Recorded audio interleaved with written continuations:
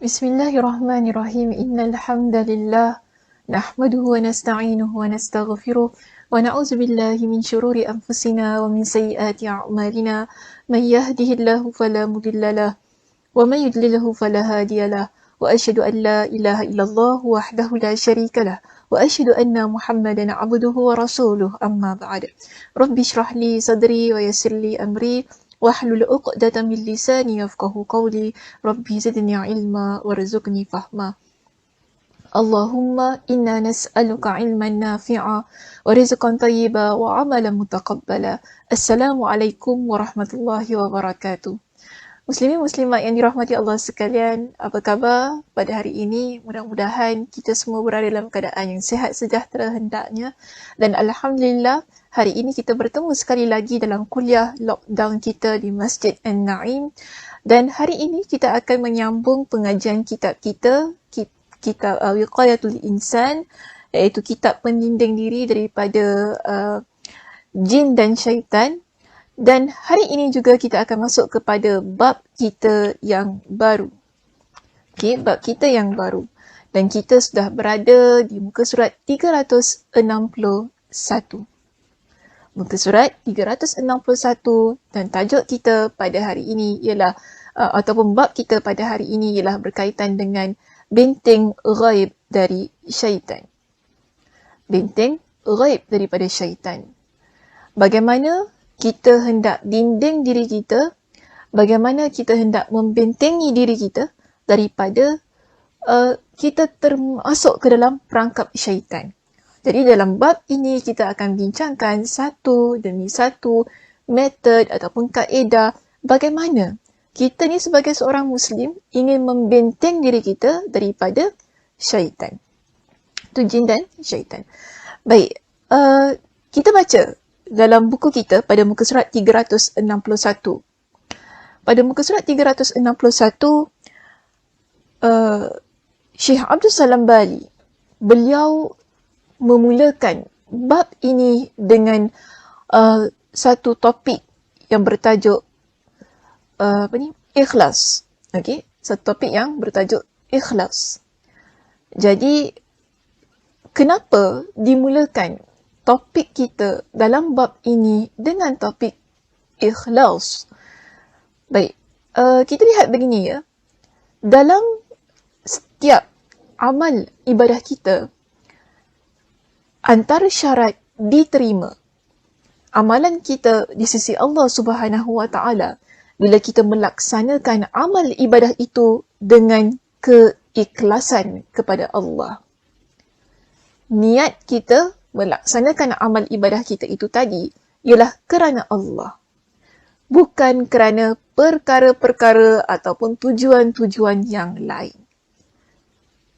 Barulah bila kita melaksanakan amal ibadah kita kerana Allah, barulah ia menjadi amal ibadah yang diterima oleh Allah Subhanahu Wa Taala. Dan syaitan memang ingin kita menjadi hamba Allah yang tidak beramal. Mereka ingin kita ni menjadi hamba Allah yang amal ibadahnya, walaupun kita beramal, amal ibadah kita adalah amal ibadah yang tidak berkualiti. Dan itu adalah janji dia kepada Allah. Untuk apa? Untuk menjadikan kita hamba Allah yang tidak ikhlas dalam melaksanakan amalan ibadah. Buktinya dalam surah Al-Hijr pada ayat 39 hingga 40, kita dapati Allah Subhanahu Wa Taala telah merekodkan janji iblis kepada Allah. Iaitu dalam surah ini Allah Subhanahu Wa Taala berfirman, Qala Rabbi bima aghwaytani la uzayyinanna lahum fil ardi wa la ughwiyannahum ajma'in illa ibadaka minhumul mukhlasin. Iblis berkata, Wahai Tuhanku, kerana engkau telah menjadikan aku sesat, maka demi sesungguhnya aku akan memperelokkan segala jenis maksiat kepada Adam dan zuriatnya. Ini dendam dia kepada makhluk yang bernama manusia.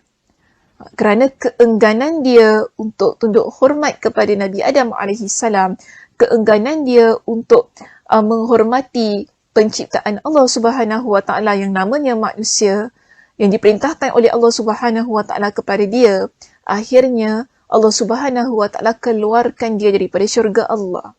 Jadi dia dendam. Dia tak puas hati. Maka sebab itu, dia janji dengan janji yang sedemikian kepada Allah. Dia kata kepada Allah, aku akan pastikan mereka ini melihat perbuatan-perbuatan yang jahat sebagai baik. Maknanya dia menghiaskan perbuatan-perbuatan jahat dalam diri kita ini sebagai satu perkara yang baik.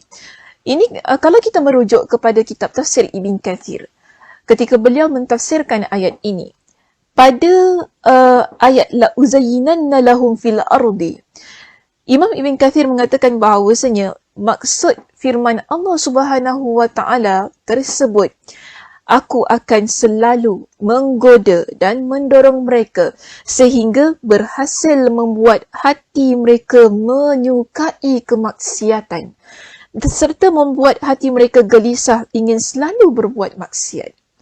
Ini adalah janji dia kepada Allah. Iaitu dia akan hiasi la uzayyinanna lahum fil ardi wa la ughwiyannahum ajma'in. Akan aku memperelokkan segala amal perkara-perkara maksiat ini kepada mereka supaya mereka ini tidak menjadi hamba Allah yang ingin taat kepada Allah, bahkan mereka akan jadi hamba Allah yang sentiasa ingin melaksanakan kemaksiatan. Dan sebab itu kita lihat di dalam ayat ini, dia ada memberikan pengecualian. Dia kata kepada Allah, melainkan illa ibadaka minhumul mukhlasin, melainkan hamba-hamba engkau yang dibersihkan dari sebarang syirik. Maksudnya hamba-hamba engkau yang ikhlas, yang mukhlis, iaitu orang-orang yang ikhlas melaksanakan perintah Allah Subhanahu Wa Taala. Jadi sebab itu iblis, syaitan, seboleh mana mereka ingin pastikan kita bukan berada dalam kategori orang-orang yang ikhlas. Kerana mudah untuk dia mencemarkan amal ibadah kita agar amal ibadah kita itu rosak dan tidak diterima oleh Allah Subhanahu Wa Taala. Maka di sini, apa sebenarnya yang dimaksudkan dengan ikhlas? Okay? Apa yang dimaksudkan dengan ikhlas?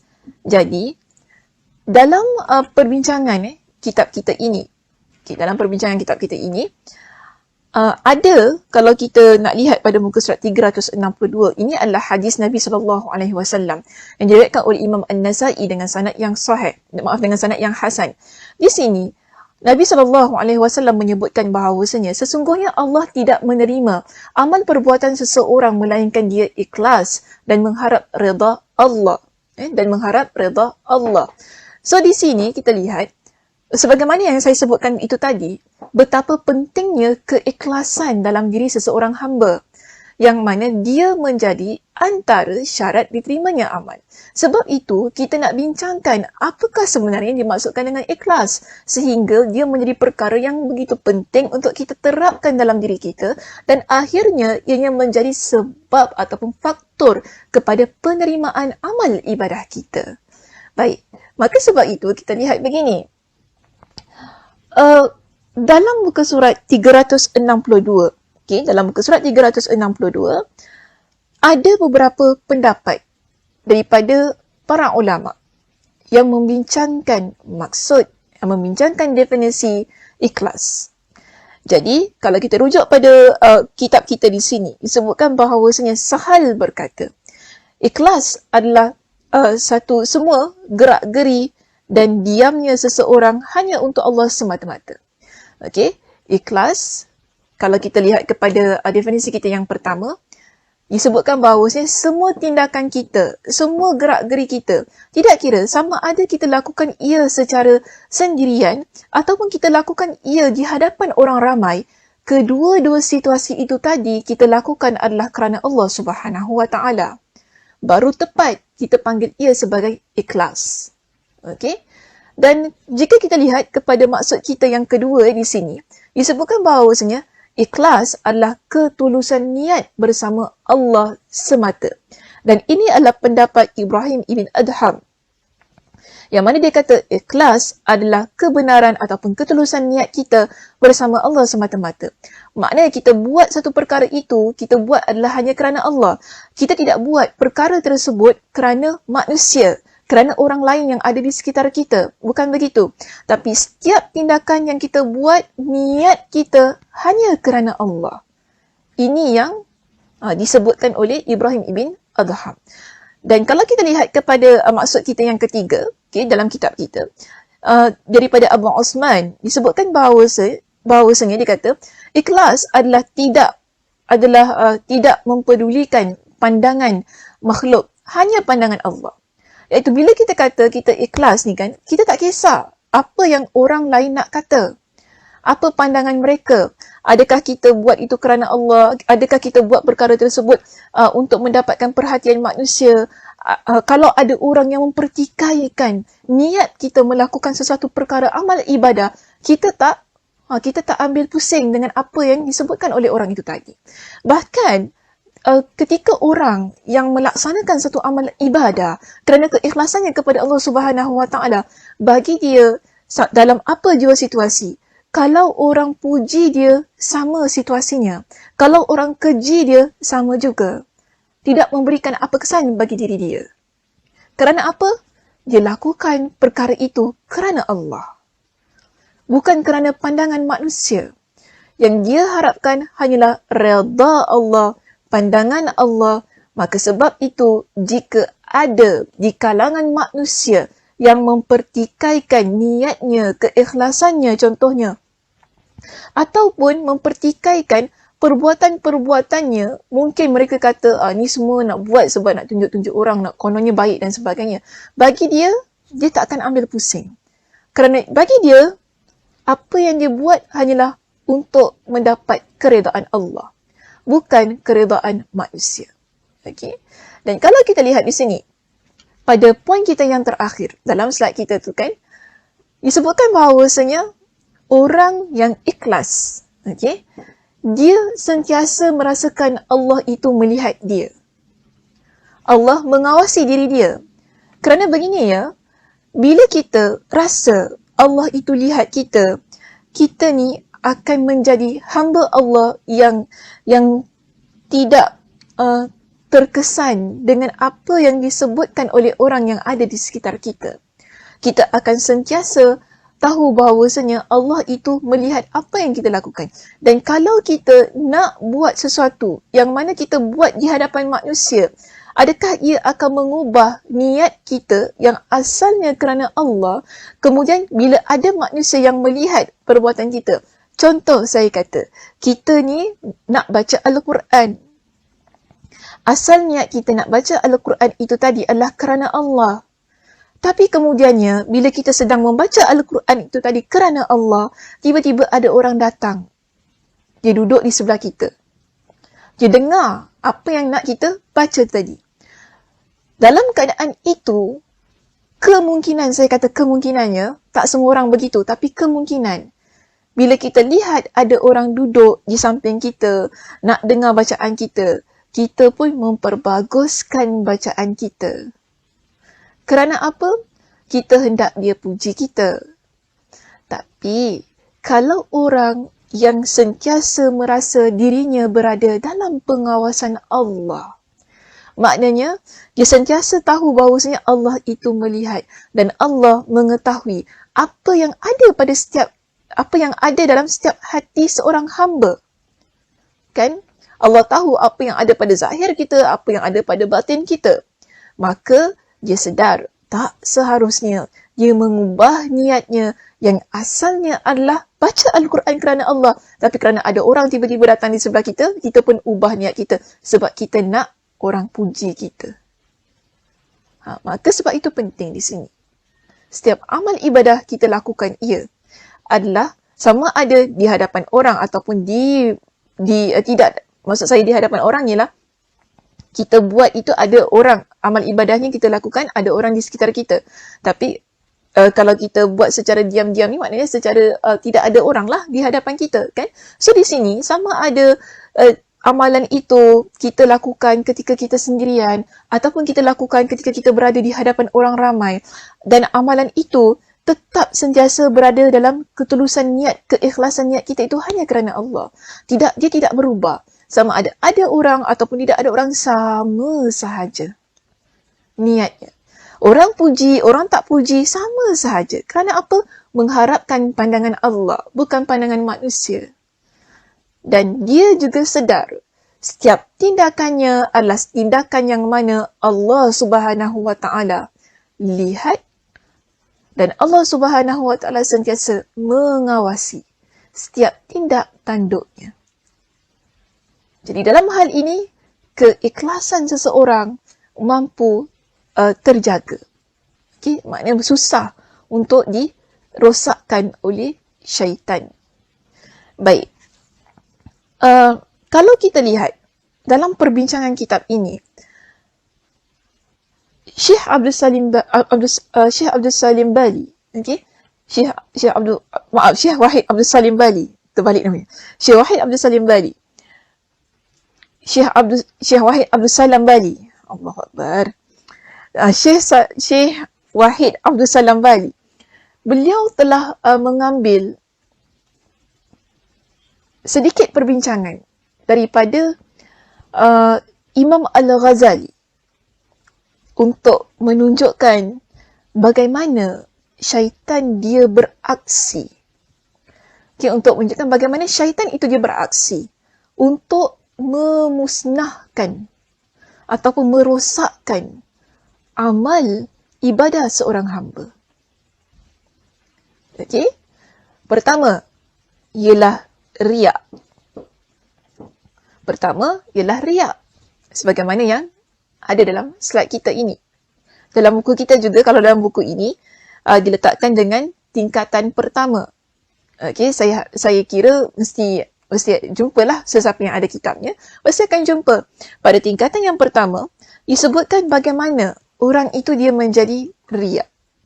Baik, saya baca apa yang disebutkan oleh Imam Al-Ghazali di dalam penerangan beliau tentang bagaimana syaitan itu dia beraksi untuk merosakkan amal ibadah anak Adam. Jadi pada tingkatan yang pertama ataupun pada perkara yang pertama di sini berkenaan dengan riak, disebutkan bahawa jika seseorang dia hendak mendirikan solat dan berusaha melakukan dengan penuh keikhlasan, syaitan akan melancarkan perangkap dan memasukkan bencana kepadanya. Bagaimana? Syaitan dia melancarkan perangkap dan memasukkan bencana kepadanya. Kita lihat di sini. Dia, jika ada orang atau sekelompok orang yang melihat atau masuk ke dalam ruangannya. Contoh, kita solat. Mula-mula kita sendiri. Kan? Mula-mula kita sendiri. Kemudian, masa kita sendiri itu tadi, ini yang sebagaimana saya sebutkan tentang pembacaan Al-Quran. Contoh yang setelah saya berikan tadi. Okey, kita sekarang ni, mula-mula kita sendirian dekat satu ruang. Kita dah tetapkan diri kita, saya nak ikhlas, saya nak solat ni kerana Allah. Kemudian, ada orang, sekelompok orang, maknanya beberapa orang, mungkin 2, 3 dan 4 dan sebagainya, datang di ruangan tempat kita solat. Lalu, syaitan ini dia akan bisikkan kepada kita. Apa yang dia bisikkan? Dia kata, perbaikilah solatmu. Perbaikilah solatmu. Hingga orang yang hadir memandangmu dengan penuh hormat, memuji dan segan. Selain itu, mereka tidak mencela dan mengumpat-mu hingga anggota badanmu akan khusyuk. Perasaanmu tenang dan kamu melakukannya dengan baik serta sempurna. Dan inilah riak yang sesungguhnya. Bila syaitan membisikkan kepada kita, dia suruh kita perbaiki amalan kita. Dia suruh kita buat sesuatu yang memperbaguskan amalan kita itu tadi. Sehingga orang tersebut hormat kepada kita. Orang yang datang ke dalam ruangan kita itu tadi, mereka lihat kita dengan pandangan yang penuh segan.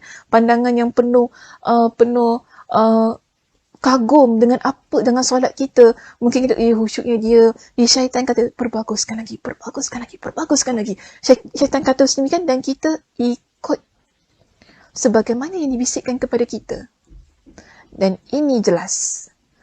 Perbuatan itu menjadikan kita orang yang melaksanakan solat itu tadi adalah kerana untuk mendapat pujian daripada manusia. Sebab itu pada muka surat 363 dikatakan kepada kita, ini adalah riak yang sebenar-benarnya. Laksanakan satu amalan bukan kerana Allah, tetapi buat satu amalan supaya kita hendak orang hormat kita, orang segan dengan kita, orang puji kita sebagai orang yang baik, orang yang soleh. Kerana apa? Kita memperlihatkan kepada semua orang yang ada di sekitar kita itu tadi bahawa kita adalah orang yang khusyuk dalam melaksanakan solat. Dengan tujuan supaya mendapat pujian daripada manusia. Jika kita masuk dalam bisikan syaitan itu tadi, bermakna ini adalah kejayaan yang besar yang dapat dilaksanakan oleh syaitan. Okay, yang dapat dilaksanakan oleh syaitan. Baik, seterusnya kita lihat pada kaedah yang kedua yang dilaksanakan. Okay. Pada kaedah yang kedua ini, dia lebih bahaya. Kenapa lebih bahaya?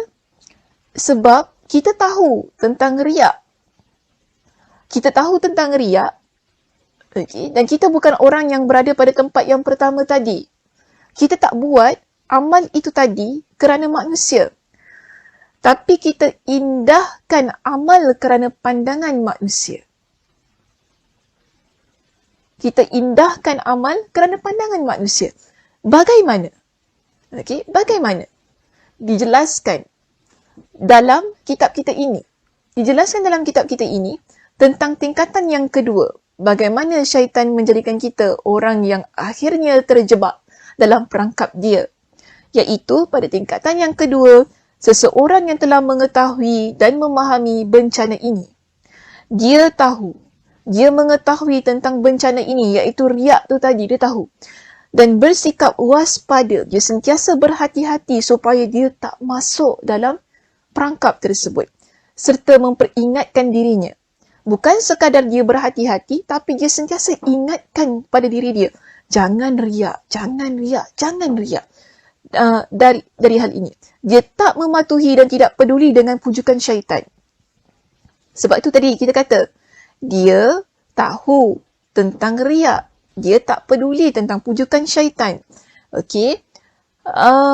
Dan dia meneruskan solatnya seperti tak ada apa-apa yang terjadi. Maka syaitan, untuk orang ini, syaitan akan menghampirinya dengan menghiasinya kebaikan-kebaikan dan berkata, kamu adalah orang yang diikuti dan diteladani. Syaitan bisikkan dengan kata-kata. Apa kata syaitan? Engkau ni, orang semua tengok engkau. Engkau adalah orang yang dicontohi oleh orang ramai. Kan?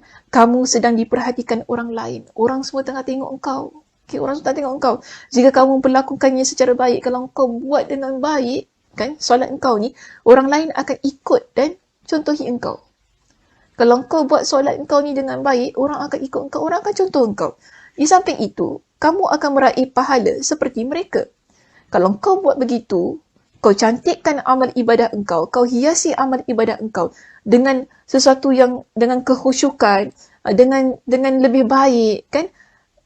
Bila orang lain nampak apa yang kau buat itu, orang lain akan ikut engkau. Kau akan dapat pahala. Ini kata syaitan. Okay? Dan sebaliknya, kalau kau buat benda itu buruk, kau akan dapat dosa, kan? Syaitan bisik begitu kepada orang yang sebegini. Maka dia kata, perbaiki dan perindahlah.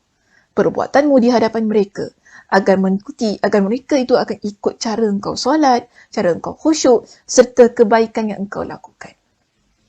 Kita pun kata, betul juga. Aku ni kena jadi orang yang melakukan amal ibadah aku dengan baik. Kena cantikkan solat, kena khusyukkan solat. Jadi, kalau orang nampak aku solat, orang pun nak solat. Kalau orang nampak aku buat ni, orang pun suka, mestilah bagus untuk aku. Maka di sini, ya, muslimin muslimat yang dirahmati Allah sekalian, cara ini dia lebih bahaya. Sebab apa bahaya? Kita tertipu dengan bisikan itu tadi.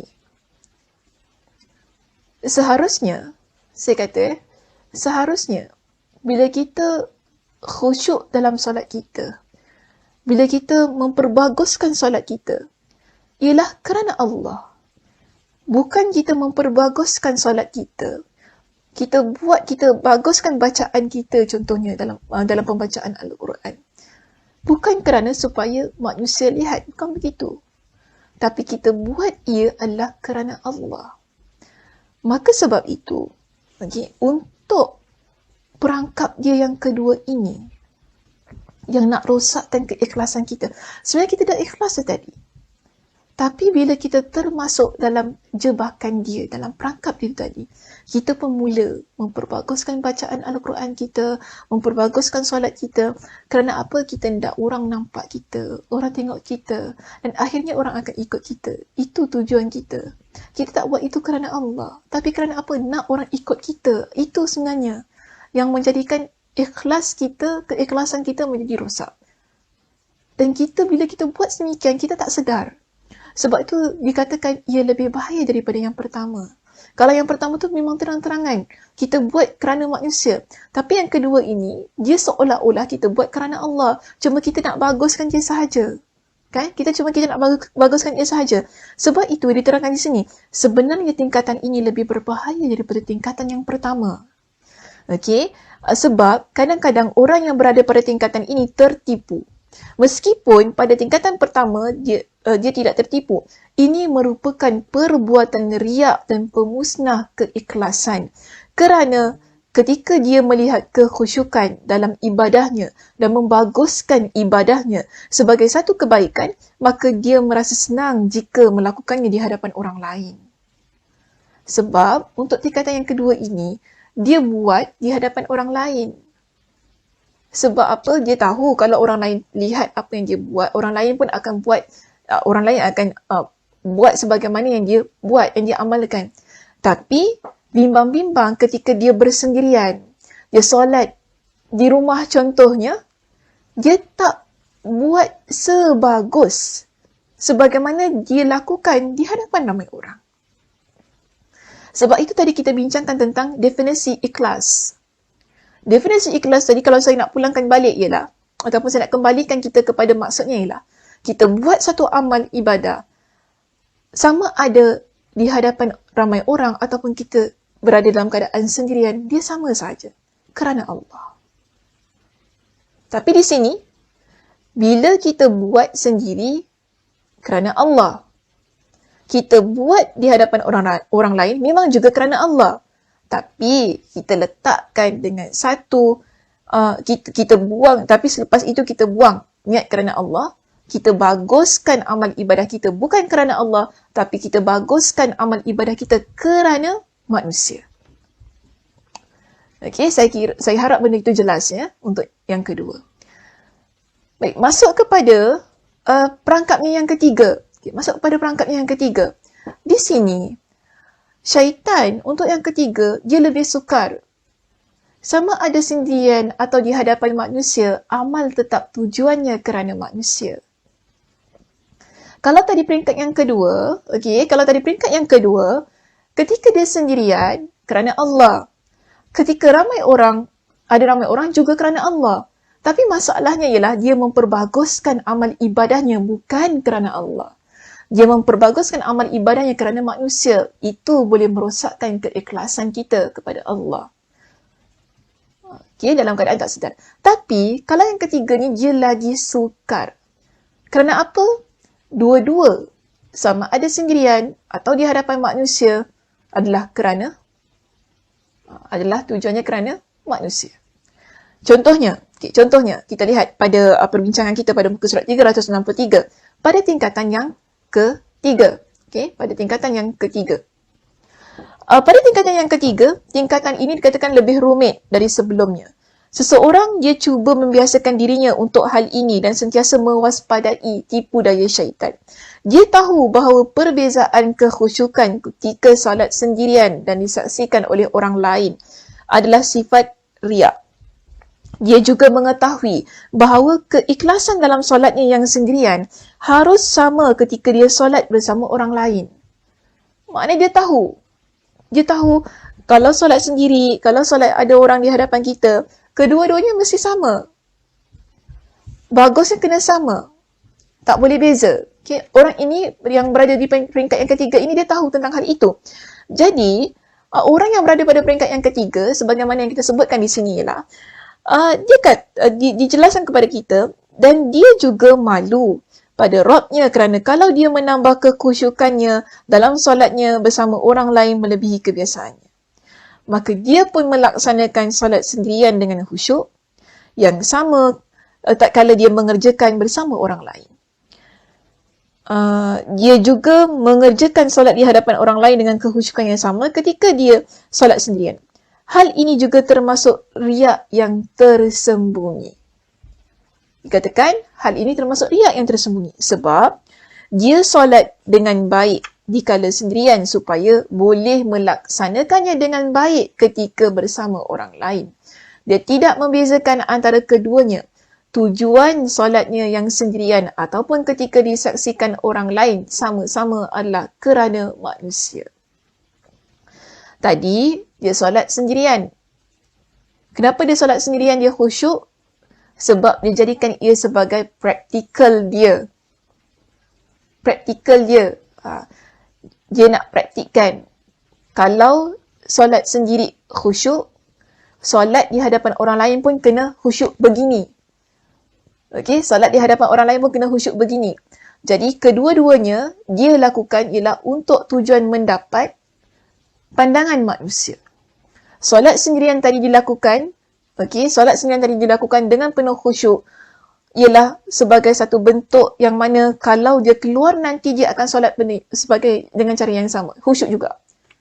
Jadi kedua-dua cara itu tadi, sepatutnya kan kita solat sendirian kat rumah tu kerana Allah. Khusyuknya. Bila kita solat di luar, ada ramai orang yang lihat kita solat di luar pun khusyuknya kerana Allah. Sama. Tak boleh berbeza. Tapi di sini, dua-dua dia buat. Walaupun dia khusyuk. Walaupun dia jaga kebagusan solatnya, keindahan solatnya. Namun, kedua-duanya itu ialah untuk meraih jalan pujian manusia. Sebab tu dia kata, ini lebih sukar. Okey, kalau nak dibandingkan dengan yang kedua tadi lebih bahaya. Sebab tak nampak. Yang ketiga ni, dia sukar. Sebab memanglah kita nak praktikkan kita khusyuk kan. Macam mana kita nak khusyuk? Benda tu. Tapi sebenarnya kita buat supaya bila kita solat di luar nanti, bersama dengan orang ramai, kita dapat apply cara solat yang khusyuk tu tadi. Yang mana kedua-duanya ialah supaya orang lihat kita sebagai orang yang khusyuk. Jangan tertinggal statement tadi, supaya orang lihat kita, itu tujuan dia. Walaupun di rumah khusyuk tadi, tapi ialah supaya bila solat di luar, kita dapat khusyuk yang sama sebagai di rumah untuk mendapat pujian manusia. Sama. Okey? Baik. Pergi kepada yang keempat. Keadaan yang keempat, dia lebih halus dan tersembunyi. Syaitan arahkan supaya kita solat lebih khusyuk, rasa diri rendah dan malu di hadapan Allah. Namun ini hanya berlaku bila ada orang lain, tidak ketika kita bersendirian. Boleh faham di situ? Macam mana? Lebih halus dan tersembunyi. Kita solat tadi di hadapan orang lain, rasanya khusyuk. Kalau kita lihat pada penerangan kita dalam buku ini kan, disebutkan kepada kita, tingkatan 4 ini lebih halus dan tersembunyi. Kerana apa? Dari sebelumnya, ketika orang-orang melihatnya dikala dia solat, akan tetapi syaitan tidak mampu berbisik kepada dia. Syaitan tak boleh nak suruh dia supaya dia ni buat amal ibadah tadi kerana nak dapatkan pujian manusia. Syaitan itu yang pertama tingkatan pertama ataupun kita punya cara syaitan yang pertama. Dia tak boleh buat gitu. Kedua, dia pun tak boleh nak bisikkan kepada kita supaya kita memperbaguskan amal ibadah kita. Memperbaguskan amal ibadah kita. Yang mana asalnya tujuan adalah kerana Allah. Tapi kita kata, baguskanlah amal ibadah ni, nanti orang nampak orang boleh ikut kita. Macam itu kan. Niatnya macam baik. Jadi orang nampak, nanti orang boleh ikut kita kan. Macam tu. So di situ, dia terus masuk kepada riak. Baik. Yang ketiga tadi kita bincangkan ialah, bila dia praktikkan amal ibadahnya di rumah dan di luar, ialah kerana manusia. Tujuannya adalah kerana manusia. Tidak membezakan antara keduanya. Walaupun dia solat dengan penuh khusyuk. Walaupun di rumah bagus, di luar pun sama bagusnya. Tak ada beza. Tapi kedua-duanya yang membezakan ialah dia buat kedua-duanya itu tadi adalah kerana manusia. Baik. Yang keempat ini, orang tersebut bukan pada tingkatan yang pertama. Bukan pada tingkatan yang kedua. Bukan pada tingkatan yang ketiga. Jadi, apa syaitan buat? Di sini, dia jelaskan kepada kita, dia bisikkan kepada orang ini tadi kan, yang tak mampu dia nak heret kepada tingkatan pertama, tingkatan kedua, tingkatan ketiga. Dia pun kata kepada orang ini, lakukanlah solat dengan khusyuk kerana mereka. Okey? Dia tak mampu nak kata sedemikian, maka dia kata gini, maaf saya silap baca. Dia kata begini, renungkan keagungan dan kemuliaan Allah Azza wa Jal. Serta siapa dirimu sebenarnya yang berdiri di hadapannya. Malulah jika Allah melihat hatimu dalam keadaan yang lalai. Maka hati dan anggota tubuhnya pun hadir dan khusyuk seketika. Dia mengira kalau hal tersebut merupakan hakikat keikhlasan. Padahal ini merupakan bentuk tipu daya dan makar yang terselubung syaitan. Sebab kalau dia khusyuk kerana keagungan Allah Azza wa Jal, nescaya perasaan khusyuk ini juga akan menyertainya di kala sendirian. Boleh dapat bezakan? Sekarang ni, peringkat yang keempat, dia solat di hadapan ramai orang dengan menghadirkan pada diri dia, bila syaitan kata, buatlah ini sebagai satu bentuk untuk merendahkan diri engkau di hadapan Allah. Buatlah amal ini dengan merenung keagungan-keagungan Allah. Kita pun terpesona lah, terpegun dengan bisikan itu tadi kan. Kita betul juga, aku ni solat, aku ni kena buat kerana rasa diri kerdil, rasa diri ini hina, kena buat solat tu sungguh-sungguh. Sungguh-sungguh. Kita pun buat. Tapi masalahnya, adakah kita buat ketika di luar itu tadi? Ataupun ketika dilihat oleh orang ramai itu tadi?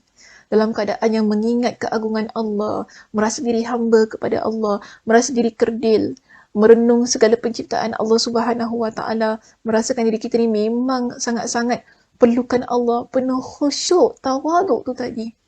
Adakah kita di rumah begitu ketika kita sendirian? Dengan dapat menghadirkan perasaan yang sama dalam keadaan yang tidak dilihat orang dan juga dalam keadaan yang dilihat oleh orang? Maka sebab itu dia kata, cara ini dia lebih halus dan tersembunyi. Bila kita ingat, kita tengok tadi kan, buatnya macam kerana Allah. Bisikan itu mengarahkan kita supaya ingat kepada diri kita ni adalah hamba, ingat kepada keagungan Allah. Tapi sebenarnya tidak. Masih lagi tujuannya ialah untuk meraih pandangan manusia. Sebab itu dia kata, Cara ini lebih halus, lebih tersembunyi. Namun persoalannya, kita tengok tadi kan, Ustazah, macam susah je. Betul tak? Macam susah je lah Ustazah. Betul, kita nak ikhlas bukan perkara yang mudah. Dia adalah amalan yang paling rumit. Itu yang disebutkan oleh Syekh Wahid Abdul Salam Bali dalam kitabnya. Dia kata ikhlas ini adalah amalan yang rumit. Susah kita ni. Mungkin kita tak berada pada tempat yang pertama. Kan? Tapi mungkin kita berada pada tempat yang kedua, tempat yang ketiga atau pada tempat yang keempat. Kerana kita tak sedar, tak perasan, kita termasuk dalam tipu daya syaitan. Kita tak sedar. Sebab itu dia adalah perkara yang rumit. Tapi adakah kerana hal itu menjadikan kita orang yang perlu berhenti daripada beramal ibadah? Mungkin ada antara kita kata, dah lah Ustazah, tak payahlah kita nak beramal. Kalau gini kan syaitan asyik masuk, asyik kacau lain je. Kita tak payahlah amal, leceh lah macam ni. Nanti semua amalan kita Allah tak terima. Tak, bukan gitu. Kita diperintahkan supaya berusaha untuk jadi orang yang benar-benar ikhlas. Lihat kepada definisi-definisi yang telah kita bincangkan itu tadi. Ikhlas di hadapan manusia, beramal ibadah, ikhlas ketika kita beramal ibadah di hadapan manusia, ikhlas juga ketika kita beramal ibadah di saat manusia tidak lihat kita beramal ibadah. Kedua itu tadi. Kita berbuat satu perkara bukan kerana pandangan ataupun pujian manusia. Sebab itu sama ada kita solat tu tadi kan, orang puji ke orang tak puji sama sahaja. Baru tepat keikhlasannya. Kita tak fikir orang nak puji kita ke, kita tak fikir nak baguskan amal ibadah kita kerana supaya orang nak ikut dan sebagainya. Bukan begitu. Tapi kalau kita baguskan amal ibadah kita adalah kerana Allah. Bukan supaya nanti orang boleh ikut kita dan sebagainya. Bukan begitu. Tapi kita buat kerana Allah. Dan kalau kita buat, kalau kita buat amalan kita itu tadi kerana Allah, kemudian ada orang yang ikut kita. Ada orang yang ikut kita. Bila dia nampak kita, contohnya kita baca Al-Quran dengan baik, Masya Allah, Tabarakallah, mereka rasa bahawasanya bacaan Al-Quran kita adalah bacaan Al-Quran yang baik, yang bagus, yang perlu dicontohi. Dipersilakan. Orang nak ikut, orang tak nak ikut, dipersilakan. Kita tak paksa. Sebab apa? Kita buat amal ibadah kita itu tadi adalah kerana Allah. Tapi kalau kita buat satu amal ibadah itu kerana manusia, contoh kita sampaikan ilmu, kita sampaikan satu ilmu, tapi tak ramai orang nak dengar ataupun tak ramai orang nak ikut. Kita pun kata tak payahlah nak buat, bukan orang ikut pun, bukan orang dengar pun, kita akan cakap gitu.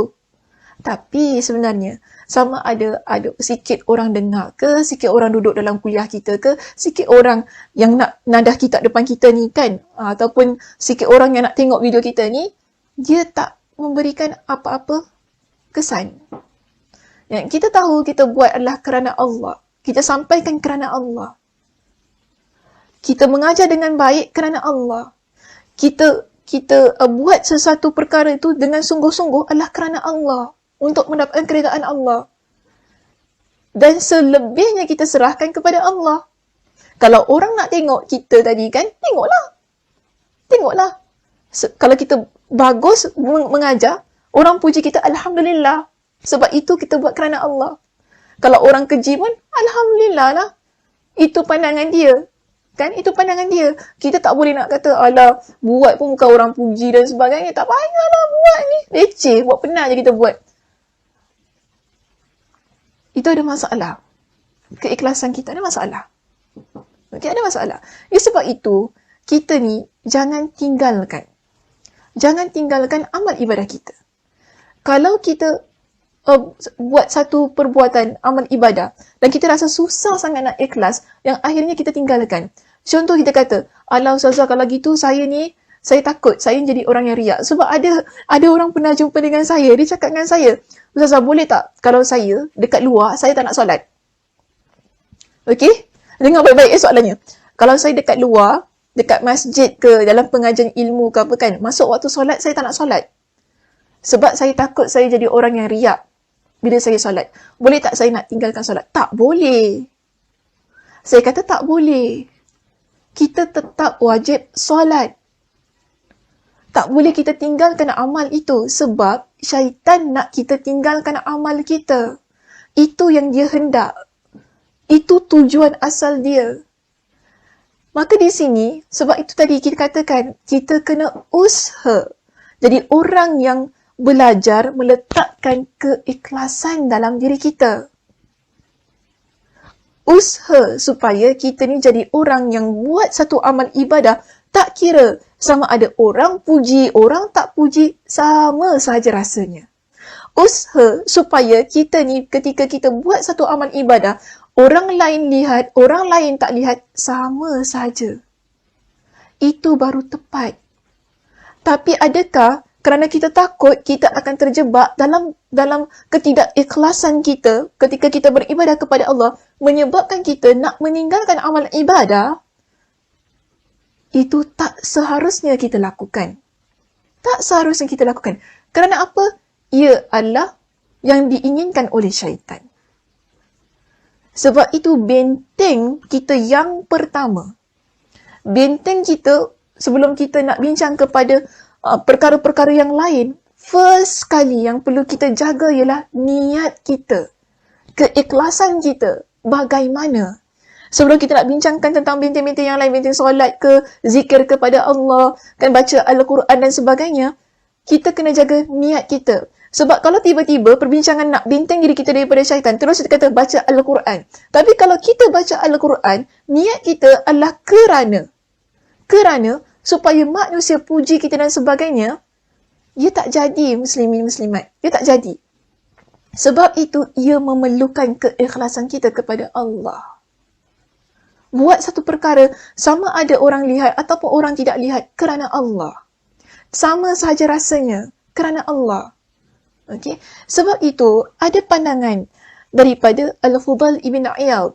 Kalau kita lihat dalam kitab kita di sini kan, buka pada muka surat 366. Pandangan Al-Fudhal Ibn Iyad, dia kata begini. Bukan Al-Fudhal, Fudail. Saya silap type tulis tu. Fudail. Fudail Ibn Iyad. Sebab tu saya macam pelik baca nama dia Al-Fudail pula. Fudail. Fudail Ibn Iyad, seperti diungkap kat Fudail Ibn Iyad. Dia kata apa? Tarkul amali min ajlin nas riya'un. Wal amalu min ajlin nas syirkun. Wal ikhlasu ayyu'afika Allahu minhuma. Meninggalkan satu amalan kerana manusia adalah riak. Melakukan perbuatan kerana manusia adalah syirik.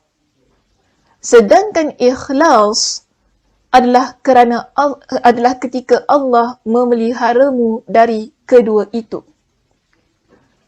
Kita tinggalkan satu amalan kerana manusia.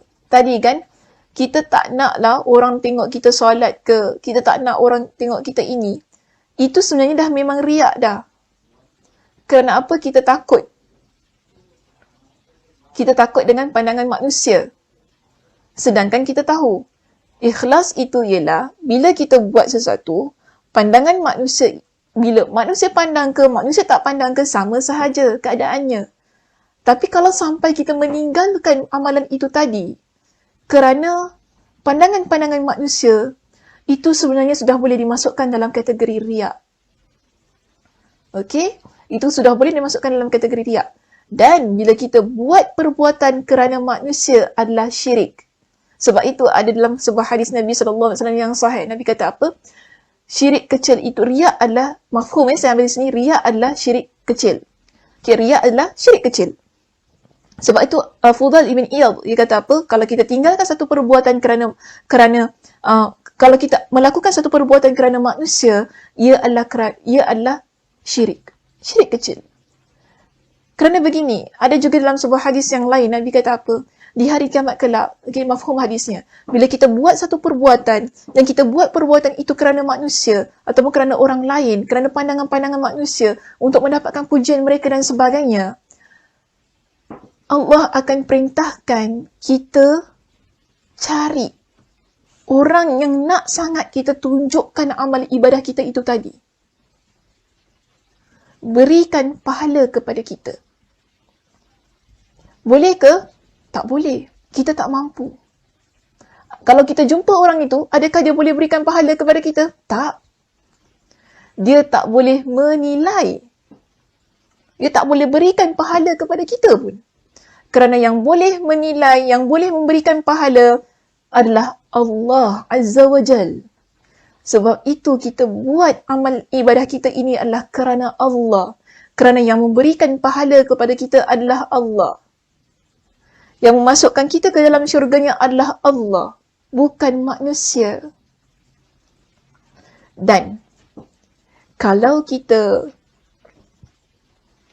betul-betul adalah orang yang ikhlas, bermakna kita terpelihara daripada kedua-dua keadaan itu tadi.